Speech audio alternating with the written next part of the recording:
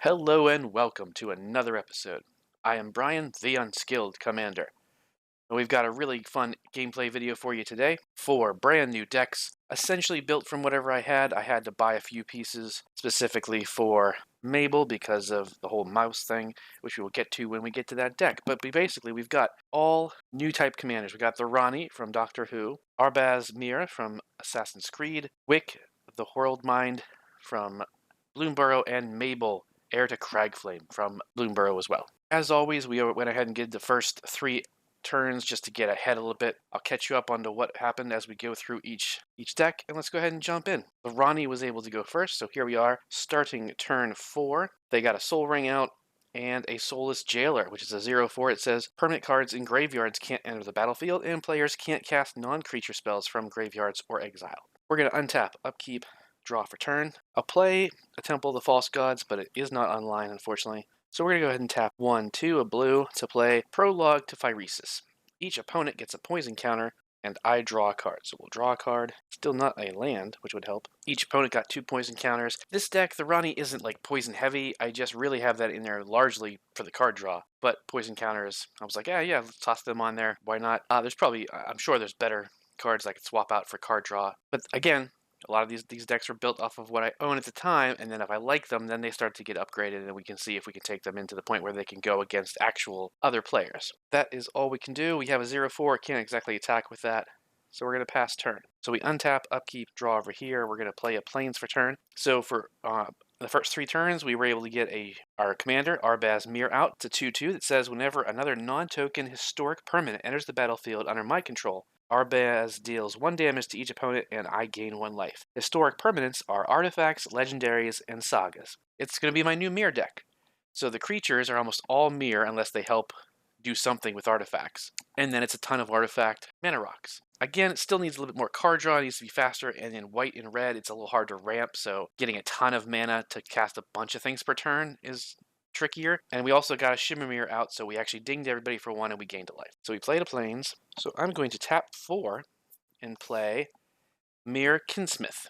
So I'm going to gain a life. Everyone's going to take a damage. And he is a 3/1 that when he enters the battlefield, search your library for a Mir card, reveal it, put it into your hand, then shuffle. I'm going to go ahead and get Palladium Mir out just because it's a... Now, I could get like Mir Battlesphere, which of course is an actual really good card to get in the Mir set, but Palladium Mir taps for 2 colorless, which would help get some of these cards in my hand out quicker. So this does go to my hand, however, and I won't be able to play it until next turn. I also did attack the rats with Arbaaz, because normally he's not really meant to swing, because he's only a 2/2. And he's not an artifact, so he doesn't get all the buffs that are in the deck, because they only affect artifact creatures. So he's really just there to help do the ping and gain life. I could swing again against the rats, but it does feel a little unnecessary, so I'm just going to go ahead and pass. I hope everyone's having a good day out there. I really appreciate you watching the channel. Please subscribe, throw some likes around, all that normal jazz you hear everybody say. But I'm just glad you stopped by and checking out the channel. We're going to untap over here, upkeep, draw. I will play a Morphic Pool. I do have 2 more opponents, so it comes in untapped. And we will go ahead and tap 4 mana to play Wick, the World Mind. It's a 2/4 Rat Warlock. When Wick or another rat you control enters the battlefield, create a 1/1 black snail creature token. There we go. If you don't have a snail. Otherwise, put a +1/+1 counter on a snail you control. And even better, you can pay blue, black, red, sacrifice a snail. It deals damage to each opponent equal to its power, and you draw cards equal to its power. So it's like built-in card draw. So yeah, you could try and play a bunch of rats and get the snail up to be 6, 7, 8, 9 damage, and then sacrifice it and hit everybody for 7 damage. Or you can try and just keep the engine going by waiting until the snail is like 3 or 4 power, sacrifice it, draw 3 cards, play another rat, he comes back. Next turn, sacrifice it, or play a couple rats, sacrifice it. You can see how it should be able to keep the engine going. 1 mana open, there is nothing I can do with 1 mana. Well, actually, there is. I will tap the Morphic Pool for a blue to play Thought Scour. You pinged us with your commander, so I will make you mill 2 cards, and I draw a card. Very good card to draw. And we mill a land and a Soul Scour. That's actually a pretty good board wipe for artifacts. But we will go ahead and pass turn. Untap, upkeep, draw over here. We've got Mabel, Heir to Cragflame is the last one. we were able to get Mabel herself out and Rogue's Gloves. The Rogue's Gloves are equipment. Equipped creature deals combat damage to a player, you draw a card. Mabel, Heir to Cragflame, is a 3/3 that other mice you control get +1/+1. And when she enters, create Cragflame. Got it right here, the legendary colorless equipment token that says equipped creature gets +1/+1, has vigilance, trample, and haste with an equip cost of 2.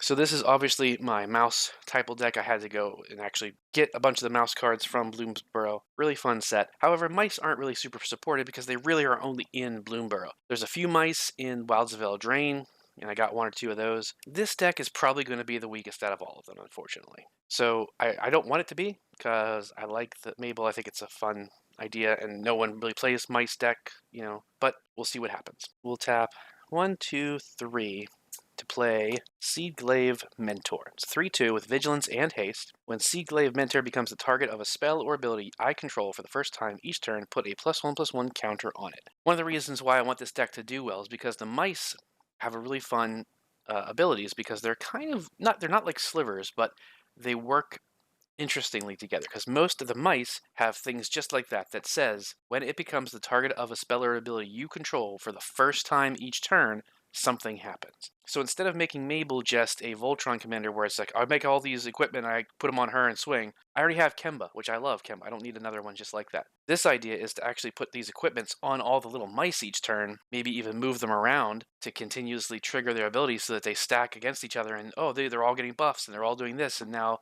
I swing with a bunch of mice that do fun stuff. So Seedglaive Mentor does have haste, but it's only a 3/2. It's not going to get in anywhere, so we're going to go ahead and pass. Starting turn 5, we untap, upkeep, draw. Still no extra land. That is not good at all. So I guess I will tap for a red, and we're going to go ahead and give you Curse of Opulence. Enchant the player.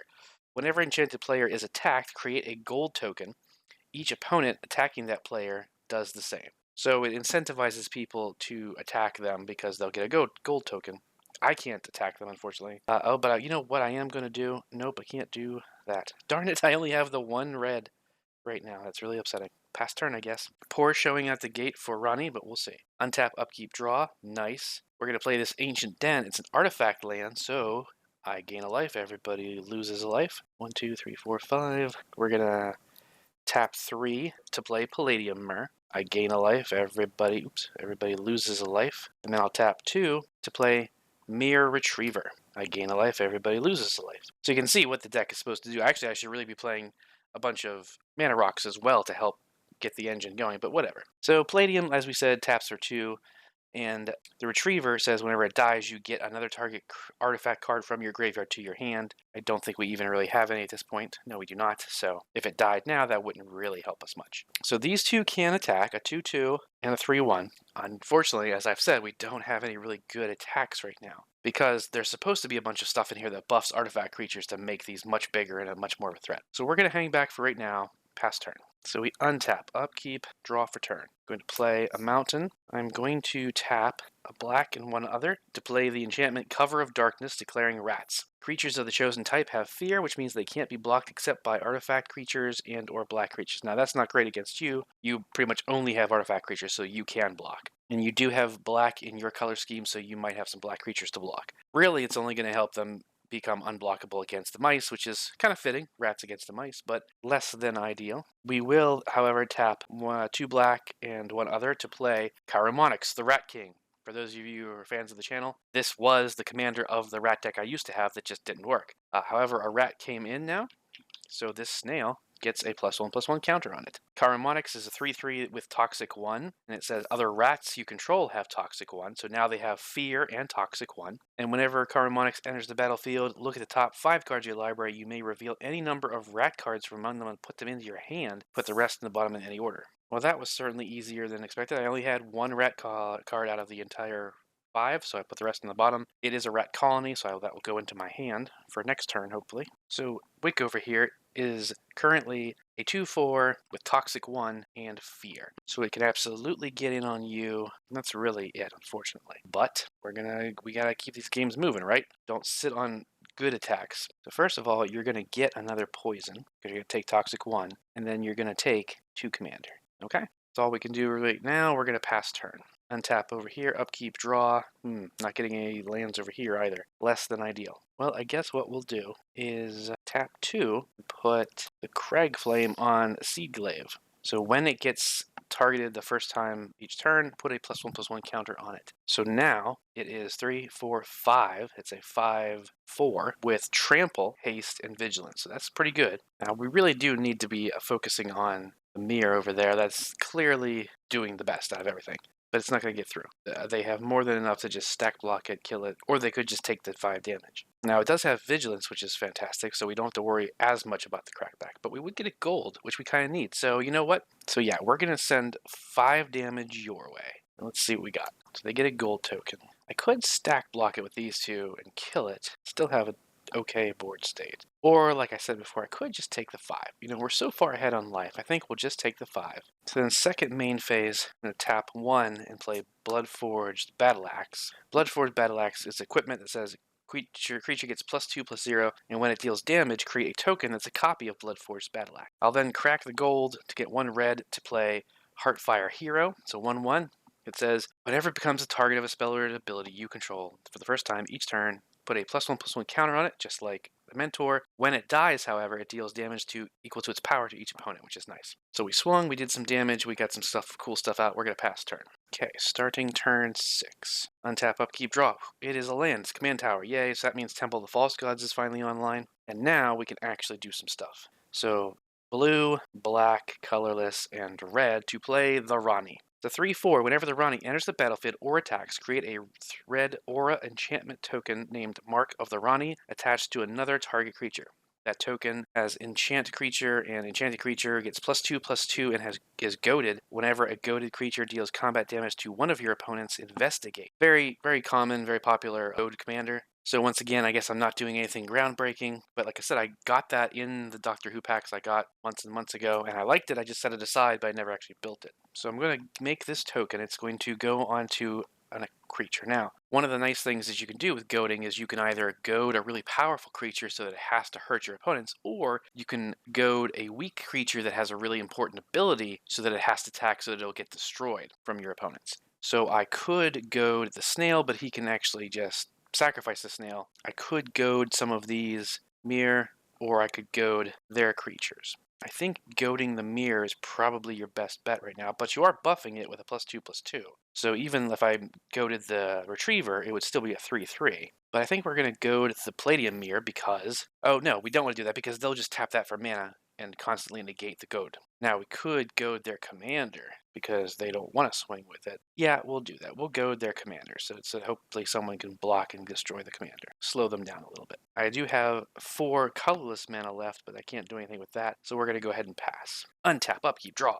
Actually, what we are going to do is 1, 2, 3, 4, 5, 6 to play the Immortal Sun. I gain a life, everyone loses one, because it's an artifact. The players can't activate Planeswalker abilities. Nobody has Planeswalkers. At the beginning of my draw step, I draw an additional card, so we will denote that with extra life dice. Spells I cast cost 1 less to cast, and creatures I control get +1/+1. Do I have any 2-drops? No. Okay, so they're all getting a buff of +1/+1. So that means this is a 5/5 commander, so that's actually pretty good. So we kind of do want to swing that. Now you got 3, 4, 5. So if we swung there, they could stack block and kill it, which is what they want. If we swung it over there, they have a 5-something, so they could absolutely block it. Now you did swing at us. So what? But let's threat assess instead of just doing crackbacks constantly. They're getting some stuff out there. You know, we got a go deck we got to worry about, but they've got some good equipments, and they are starting to get rats and the snail going. So I think at this point they're kind of mouse and rats are kind of equal in terms of necessary threats. Although they have the whole fear factor and toxic. So I think we do want to swing there. So we will go ahead and go to combat, swinging a 5/5 commander at you. But there's nothing else to it. There's no trample, no flying, no menace, no nothing. So we'll just block with the snail. You know, no harm, no foul kind of thing. We will then go ahead and pass turn. We're going to untap over here, upkeep, and draw for turn. All right, so we're going to tap a black and 1 other to Piper of the Swarm. So 1/3 rats I control have menace now. And I can pay 1 and a black and tap it to create a rat, and pay 4 and tap it to sacrifice 3 rats to gain control of target creature. Now I'm going to tap a black and 1 other to play a rat colony, which triggers Wick, so I get a snail again. And then I'll tap my last black and 1 other to play another rat colony, which then puts a counter back onto the snail. So these 4 have summoning sickness, these ones do not.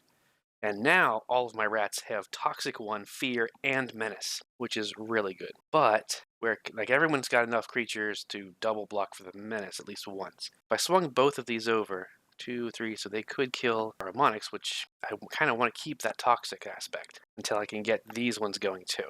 So, you know, maybe I could swing again at you, I suppose, and you are getting big. So we will do that. We will swing Wick at you one more time, and you will get another poison counter. So that's a thing, but yeah. We're going to go ahead and pass turn. Untap, upkeep, draw, still not a land. I will tap 3, and Icon of Ancestry, declaring mice, so creatures of the chosen type get +1/+1, and I can pay 3 and look at the top card of my library. And if it is a mouse card, I can put it in my hand. Okay, so at least my mice are getting a buff. However, I don't have enough mana to target any of them to get some of the cool things going. Oh, I think I forgot about her buff on the Seedglaive. It did get through, actually, because it's 3, 4, 5. It's actually 6, so you are 1 less. All right, so we currently have a 3/3, a 4/4, and a 1, 2, 3, 4, 5, 6, 7, a 7/6. Very impressive. So I guess we will move to combat and swing once more at you. Rats is clearly becoming the threat, but you have the most to life right now. So we're going to swing, like I said, 3, 4, 5, 6, 7, 7, 6 at you with trample and haste and vigilance. So 1, 2, 3, 4. We could block 4 of the 7 and lose everything. So we might as well just take 1, 2, 3, 4, 5, 6, 7. All right, so everyone's down kind of about the same level. We're going to go ahead and pass turn. Starting turn 7. Untap, upkeep, draw for turn. Now we're getting some lands, and there's your mountain. Well, darn it. No, we're not going to play that just yet. Sorry. Read your cards, people. Slow down and read your cards before you just, I'm just going to do the... I do that so much, and that is a very big problem. I'm going to tap 1, 2, 3, 4, red for a total of 6 mana to play a Geode Rager. Let's do a Rager. Woo! It's a 4/3, first strike, landfall. So now we're going to play a land. Whenever a land enters the battlefield under your control, goad each creature target player controls. Yeah, we're going to goad all of your freaking rats. Like everything on your side of the board has to attack, but it can't attack us. I still have 3 mana up. I'm going to go ahead and tap 2. Tap a red one and then discard Spectacular Showdown. I know it's a good card that could come in later, but I'm going to do that to draw 2 with Witch's Mark. Okay, well, that may have been a bit of a downgrade in terms of cards, but whatever. Now, whenever Rani attacks the Rani, it makes that another one of those goad enchantment tokens, but she's a 3/4. There is no good attack where she doesn't die, so there's no point in trying that right now. We're going to pass. We already goaded every single rat, so that's a big deal. We're going to untap, upkeep, draw, and then draw an extra card off of Immortal Sun. Pretty awesome. Spells I cast cost 1 less to cast. Okay, so that means I'm going to tap 2 to play a Commander Sphere. Gain a life, everybody loses 1. Then I'm going to tap 2 for Mirror Galvanizer. I'm going to gain a life, everyone's going to lose 1. It's a 2/2. Other mirror, get +1/+1, and I can pay 1 and tap it to untap each other mirror you control, which is pretty awesome. Oh, I do have just enough. Holy crap. So a plains and tapping command tower or commander sphere for a white. They cost 1 less to play the enchantment Tempered Steel. Artifact creatures you control get +2/+2. This is what I was talking about. So now 3. So all of my mirror are getting +4/+4, and Arbaaz is getting +1/+1 because he's not an artifact creature. But yes, that is incredible. +4/+4.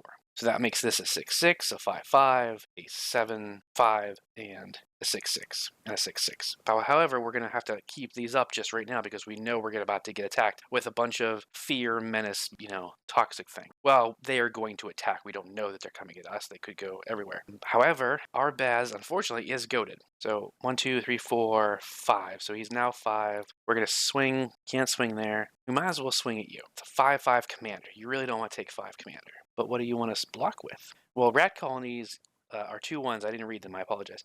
And they get +1/+0 for each rat you have. So 1, 2, well, each other rat. So 1, 2, 3. So they're only getting +3/+3. But that does make them 6 1s. So I will go ahead and block Arbaaz with that rat. Arbaaz will die. This enchantment aura goes away, and it costs 2 more to cast. So we'll go ahead and pass turn. So we're going to untap over here. Everybody is now not summoning sick anymore. Draw. So I'm going to tap 1, 2, and play a Thematic Compass. Pay 3 and tap it to search for a basic land, reveal it, put it in your hand, then shuffle. At the beginning of your end step, if you control 7 or more lands, transform it. 1, 2, 3, 4, 5, 6. We could try and transform it now. so that, or we could try and use it so that we would transform this very turn. I suppose it's not horrible. But what I am going to do, you know what? I'm going to do it like this. I'm going to tap blue, black, and red, sacrifice the snail to do 2 damage to each opponent that you thought you were getting away by making them goaded. And then I get to draw 2 cards. Awesome. So I will play a Crumbling Necropolis. Hey, guess what? That's a land.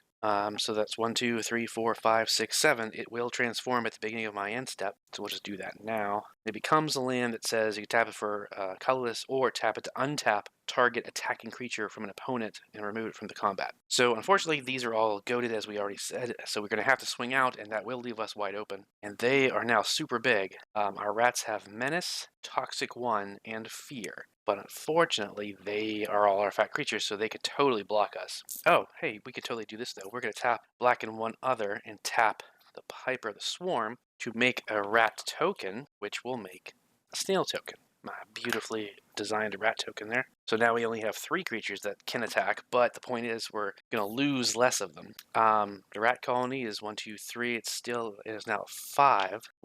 Put that down like that. A 5-1, a 3-3, and a 2-4.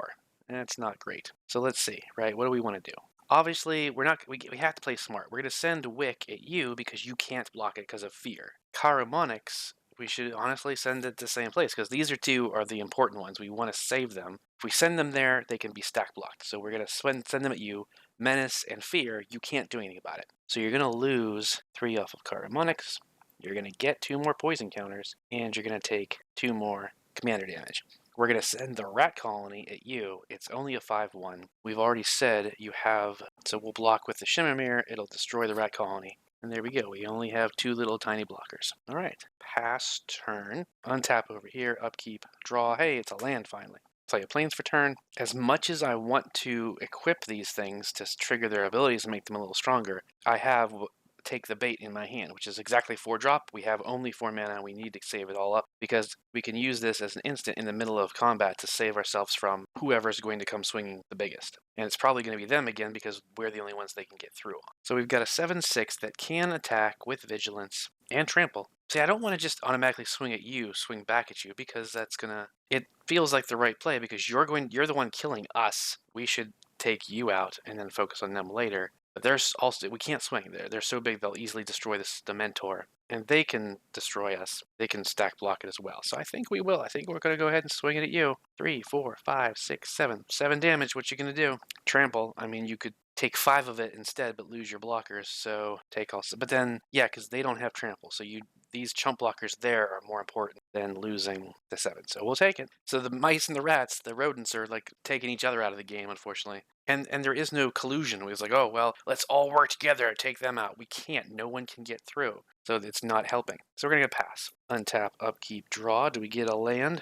We do not. Okay, I think we kind of have to do this. This is turn 8. 1, 2, 3, 4, 5, 6. Yeah. To play the creature, Death Kiss. 5/5. Whenever a creature an opponent controls attacks one of your opponents, double its power until end of turn. And I can make Death Kiss monstrous, and when it becomes monstrous, goad up to X target creatures, where X is how much monstrous I made it. I could currently make it increase it by 1 and go to 1 creature. Not worth it just yet. I do have 3 mana left, so I will tap the 3 for a Commander Sphere. Now, here's the thing. I can sacrifice this Commander Sphere, and I think I will. Sacrifice it to draw a card. Is it a land? Dang it, it's not. That would have been sweet, because I could have played the land, goaded all of the mirror, and gotten away with something crazy like that. But that's all right. So we got some blockers, some decent ones. I mean, 3/4, 4/3, and a 5/5. That's pretty good. But we're just going to pass turn. We're going to untap over here. Upkeep, I draw 2 cards.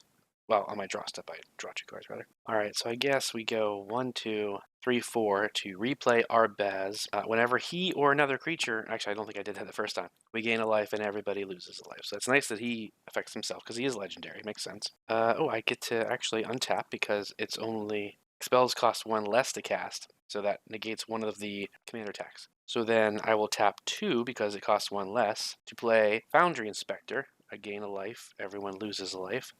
And now my spells cost 2 less to cast. Oh, we have just enough. Check this out. So, affinity for artifacts. We've got 1, 2, 3, 4, 5, 6, 7, 8 artifacts. Our spells, artifact spells are reduced by 1, and all spells are reduced by 1, so that's 9, 10.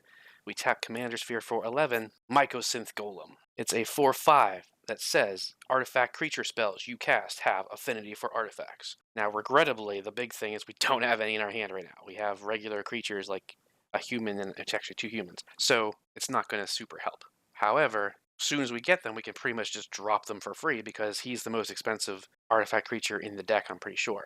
And so 1, 2, 3, 4, 5, 6, 7, 8, 9. So anything 9 or less, we just drop for free, which is fantastic. Oh, and I forgot we did have the 2 here. We could have. All right. I don't know that anyone. I don't think anyone attacked him because the creatures are too big now. So nobody got any gold. However, no one is goaded, so we don't have to attack. But you are pretty open. But are you a threat to us? Who is the threat? If they play a land, they can force us to attack with everything. However, the menace is a problem. The toxic is a problem. As we said, everything's getting +4/+4. These are all summoning sickness, so we just have these, but these are all still pretty big. All right, so let's just assume these are the 2 biggest, so theoretically, so they would block those with the chump blockers. 2, and then 4, 6, 7, 8, 9, 13, 17. So 17 damage would get through. We have some decent blockers for the crackback, and even if we didn't, they would only have these 3 to come at us with. Now, everyone else can swing in too, though. That is a thing. And everyone does have big creatures. But I think we gotta make the play, right? Try and go for the big splashy and yeah, try and get the game moving a bit. So we're gonna swing the lineup at you. Like I said, this is definitely the biggest. You're gonna block it, and 2/2, 2/2, 2/2. It doesn't matter which one you block. But so once again, you'll block these ones. So 5 gets through, 12, 5, 17. You are down to 4 life. And we have some blockers. Oh, no, I did that. Pass turn. So yeah, I'm really pleased with artifacts. That's doing pretty well. Now, again, no one has done any removal or interactions. That is my downfall, but I don't care. I went through a phase where I tried to get in there. I don't even care about counterspells. I don't even keep them anymore.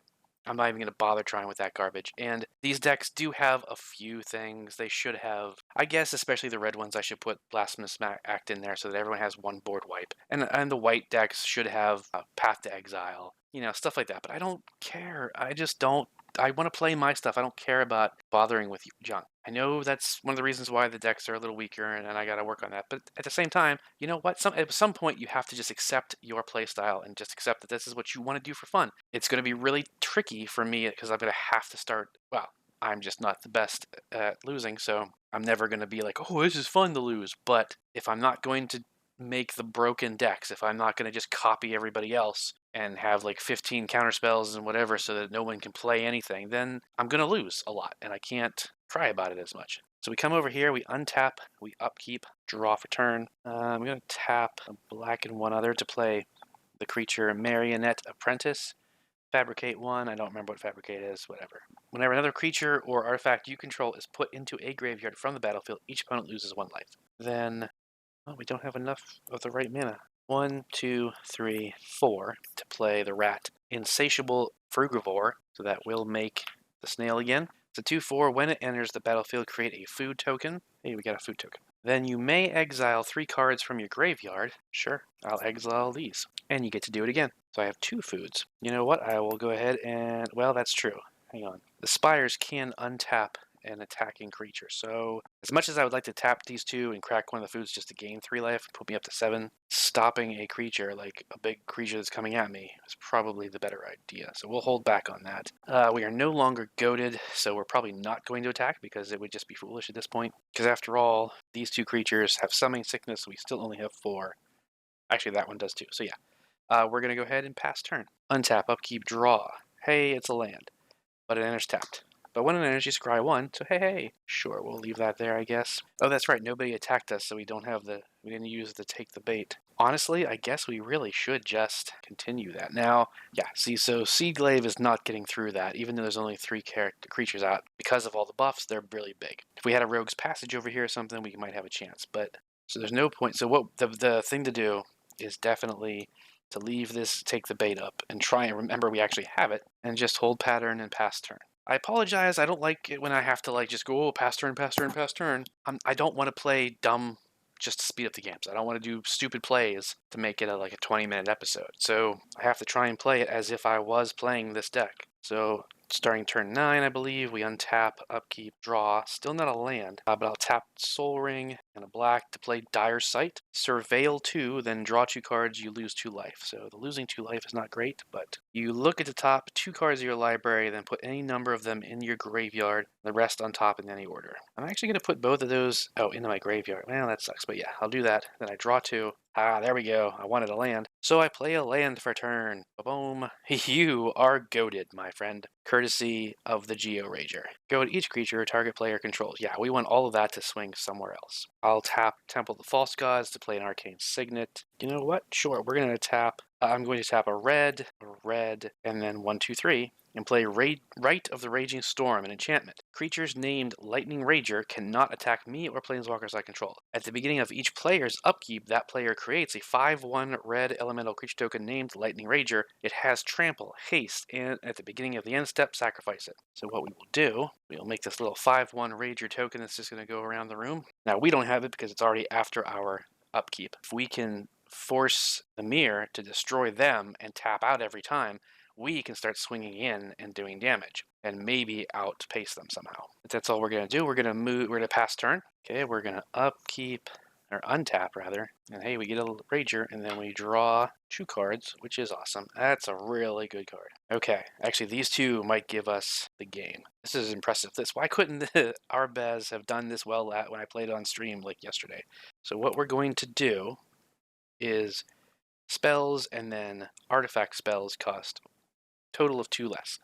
This is an artifact creature, so it's only going to cost a red, a white, and 1 more. No, let's do the for Alibu Ancient Witness. 4/5. Other artifact creatures you control have haste. Great. Whenever 1 or more artifact creatures you control attack, Alibu Ancient Warden deals X damage to any target, and you scry X, where X is the number of tapped artifacts you control. Well, guess what? They're all goaded. They have to attack, so that's going to be a nice big amount. But to add to that, we're going to tap the Commander Sphere for a white, we'll say, and then tap this for a red, and then tap the Palladium Mirror for 2. It costs 1 less to play Bayek of Siwa, Human Assassin from Assassin's Creed. As long as it's a 3/4, it has double strike. As long as it's my turn, other historic creatures I control have double strike. That means legendary and artifact. So there you go. All of our artifacts are getting +4/+4 artifact creatures, right? And, well, our mirror are getting +4/+4. But they have double strike, and Alibu is going to go nuts as well. Now, these have summoning sickness, these have haste, and these. So we're going to go. We're going to go. Now, the nice thing is, okay, so this, unfortunately, Alibu is actually the only thing that can attack you. And it's a 4/5, you can totally block and kill it. So we don't want to do that just yet. Death Kiss. Okay, we have to remember that freaking. Oh, that's going to slow things down, unfortunately. But okay, we have to remember that take the bait. But Death Kiss is going to stack on this. So Death Kiss says whenever a creature an opponent controls attacks one of our opponents, double its power. It doesn't say give it double strike, it says double its power. But our creatures have double strike. So that means currently, let's just say, for example, this mirror is a 5/5. Death Kiss is going to make it a 10/10, and now it has double strike, so it's going to hit for 20. That is insane. However, as you can see, 1, 2, 3, 4, 5, 6. They have 6 blockers. 1, 2, 3, 4, 5, 6, 7, 8. Only one of them. So we only. Okay, yeah. So we basically have to send everything at you anyway to kill you because nothing has trample. All right. Here's what we're going to do. We're going to full send, almost full send, because these are the ones that are goaded. We're going to send all of these and the Rager at you. 1, 2, 3, 4, 5, 6, 7. 1, 2, 3, 4, 5, 6. One thing is going to get through. It doesn't matter what gets through, you're done. We're not going to send anything at you. Not because I know what they have in their hand, but because we don't want Alibu to die. And they have plenty big things to blast. So, but, okay, we declare these as attackers on you. On declaration of attack, we get Alibu's trigger. So we're going to deal X damage to target and scry X, where X is the number of tapped artifacts I control. 1, 2, 3, 4, 5, 6, 7, 8. So we're going to scry 8 and blast you for 8 in the face. Then you're going to block all these things. I guess we do need to. Well, it doesn't. No, we don't need to because they're all dead. Because double strike means first strike and regular strike, so they're all dead. Because these are getting +4/+4, and then that power is doubled. So the weakest thing on the board is that 1/1 that's actually a 10/10. So yeah, you block with all these things, or you just let it all go through because it doesn't matter what you do. You know, the Rager gets through, which is a 10, and it says, doesn't say, no, it does say historic. So this is still, it doesn't get the double strike. This one doesn't. But it's still doubled power, which is, boom, it's a 10. So you take 10. There you go, -6. Rats did well. I like how Rats did. This just did much better. And Rani is actually showing up surprisingly well. Again, no removal, no board wipes, blah, blah, blah. Fine, whatever. I'm pleased. Mouse deck isn't doing, that's just land. I mean, we got screwed on land. We didn't get enough lands to start moving things around and playing other stuff. I'm not overly concerned with that just yet. At the end of these 3 matches, we'll see where it stands. This goes away. It's going to end up going to you, and we pass turn. Now, we only have 3 blockers now, though, and the doubling happens for them, so no end step triggers or anything, so we pass turn. Untap, upkeep, draw, we get the Rager. Still not a land, which we actually knew now that I think about it. Okay, so we still have to take the bait that probably needs to stay. The trample, though, is important, sure. So, okay, we're going to move to combat. We're going to swing both of these at you because we have to, basically. This is goaded, so it absolutely has to go at you. And this is trample, but it's getting its power doubled, so we absolutely want to take advantage of that. So it's 3, 4, 5, 6, 7. So it's 14. So 14 trample is coming at you, and a 10 something that does not have trample. So see, this is where Rani might be able to pull out the win. We got to be careful because that would be 20 some damage if we let it all through. I think we go ahead and put Arbaaz in front of the Rager. Now it costs 4 more to cast. They'll kill each other, and then we just take the 14. You know, it's not great, but I can't afford to lose the double strike and the Alibu trigger. Now, the tricky part is going to be, does goad stack or counteract itself? Because if they happen to draw a land and play it, they're going to goad them again, obviously. But we have the take the bait, so when they swing at us, we stop them and goad all their creatures and make a new attack phase.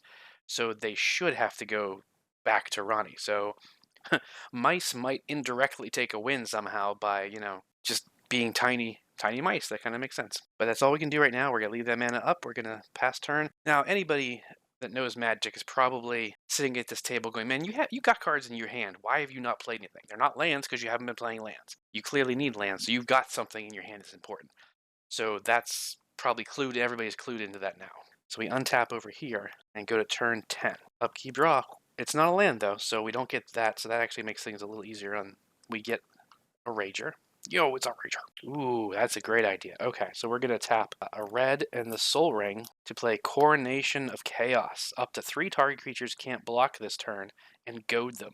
We're going to tap, these guys can't block, and now they're goaded along with, oh, well, actually, that's true. Nobody else is goaded because we need to draw a card. We have 1 card draw spell, so we can hope for that. But the point is, I want those 2 things goaded so that they have to attack with them. Then I'm going to go ahead and tap a blue and 1 other to play Contentious Plan. Proliferate, so we can go ahead and proliferate everyone's counters, because why not? But then I draw a card. Wha-bam! It is not a land. Darn it. I guess we will 1, 2, 3 and play Komanayu, Battle Armor. It's a 2/2 with Menace. Equipped creature gets, well, it's a 2/2 with Menace, but you can reconfigure it for 4 mana, and the equipped creature we get +2/+2 and has Menace. Whenever Battle Armor or equipped creature deals combat damage to a player, goad each creature that player controls. So the one thing about Death Kiss is it doesn't double our power, unfortunately. So you can't block, so we can swing at you. So what do we have? We have 5, 9, 10, 11, 12, 17. So 17 damage if we full swung at you, but we're not able to goad your stuff, which means you're going to crack back at us with all of that crazy good damage. Now, you won't get the double power, but you'll still have your double strike. See, this is where it's like, nah, because they know, they have to swing at us. They have to come in at Rani with everything they can because that goad has been a problem. Or do they? I mean, to be fair, we could just still swing at you to take you out. Like, swing a bunch of stuff at you, use the Alibu trigger to do damage to you. Okay, so this has to swing. I say also swing her and this and leave these up for blockers. So when she attacks, right? Yes, so we're going to make the little aura. We'll just say this is it. So she has, that's goaded. It has to be +2/+2 and is goaded. You've got no defenses, so 5, 9, 10, 11, 12. Okay, that's all we can really do. This gets destroyed. Pass turn, you get it. And then unfortunately you untap all this craziness. These two are goated, so like these three technically are all goated. We still draw two, which is amazing. Alright, so we're going to play a Plains for turn. We're going to tap 3. Actually, we'll tap 1 in the mirror to play Mana Geode. Our commander's not out. I don't really concern myself with that. I mean, I guess, do we have the mana? First off, before we play that, I suppose. 1, 2, 3, 4, 5, because spells cost 1 less. So we'll recast our commander. Then artifact spells only. So yeah, we'll just tap 1, because I wasn't thinking, to play him. So Arbaaz is the only one that can't attack. And these are the only 2 that are goaded. So 1, 2. Or no, these 3. So all we have to do is we'll send Founder Inspector with them. So all of these at you, one of them is going to get through. And the lowest thing has a 3 power, which is being doubled to 6, and then double strike, so it's 12, you have 11. It doesn't matter what you block, you're dead. So then we just full swing everything else at you. It does not get the buff, but it does get the double strike. And we're going to go ahead and tap that for 1 floating mana for nothing, so that we can have our Alaboo's trigger. So those are our attack declarations. Yes, of course. Because here's what we're going to do, right? We're going to say that's our declared attacks. These at you, these at you. Then you're like, okay, cool, in response. And everyone's like, damn it, we knew you had something. Tap 4. You took the bait. Only during an opponent's turn and only during combat, which it is, prevent all damage that would be dealt to me and planeswalkers I control this turn. Untap all attacking creatures and goad them. After this phase, there's an additional combat phase. So when you make another attack phase with everything goaded, there is nowhere for them to go. So they have to come at you anyway. Well, wait, what does goad say? Oh, I've also been forgetting about the stupid investigate. We should have had clue tokens everywhere. So basically, I think we kind of lost our chance for take the bait to work properly, because we just lose. Because what's going to happen is, it doesn't stop this combat, it just untap all attacking creatures and goad them, and after this phase there's an additional phase. So it prevents combat damage. So these ones, these ones over here that are coming at us, they still come at us. They just deal no combat damage. And then they're all untapped. All attacking creatures are untapped, but these ones still deal combat damage to you. So you're dead, but then and we're alive. But then there's an extra combat step where all of these creatures are now goaded, but because of the way goaded's worded, it says the goaded creature must attack each turn if able, and must attack an opponent if able. So the if able means, well, you're the only person left. It doesn't matter. They have to attack you. Because the first part supersedes it. So it's like they have to attack every combat if they can. They can. So they have to attack. But there's no one else, so they gotta come at you. So it's okay because, I mean, it's not necessarily okay, but it's a good learning experience. But also, the point being, Mir would have won anyway. Because if we hadn't had that in our hand, they still had enough to kill us, and they still had enough to kill them. So there you go.